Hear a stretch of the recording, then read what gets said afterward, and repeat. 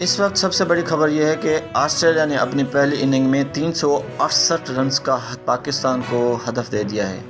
Australia نے پہلے batting کرتے ہوئے 368 رن بنائے، جس میں سب سے زیادہ ڈیوڈ وارنر کے 863 رنز، مارش کے 121 رن سے۔ اس کے علاوہ آسٹریلیا کا کوئی بھی بیٹسمین زیادہ تر ٹکر نہیں سکا۔ اگر بات کی جائے بالنگ میں تو پاکستان کے شاہین شاہ آفریدی جو فارم میں دکھائی دے رہے تھے ہیں۔ اس کے علاوہ حارث نے 3 وکٹیں، اسامہ میر نے 1۔ اس موقع پر مچل مارش کا کہنا تھا کہ پچ پہ جو ہے نا اسکور اس سے بھی زیادہ بن سکتا تھا کہ انفارچونیٹلی ہم زیادہ اسکور کر نہیں پائے۔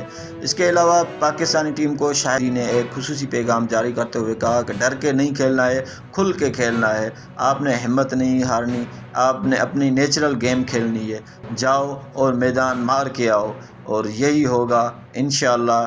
یہ میچ جو پاکستان جیت سکے، کیا پاکستان اپنا جو ورلڈ کپ کا سب سے ہائیسٹ ٹوٹل ہے کیا وہ چیز کر پائے گا؟ دیکھنا یہ بھی ہوگا کہ پاکستان کے کون سے بیٹرز ہیں جو اتنا اسکور کر پاتے ہیں۔ دنیا کے نمبر 1 ODI بیٹسمین سب کی نگاہیں بالخصوص بابر اعظم پر ہوں گی کہ کیا اس میچ میں وہ اپنی فارم کو آگے کنٹینیو کر پاتے ہیں۔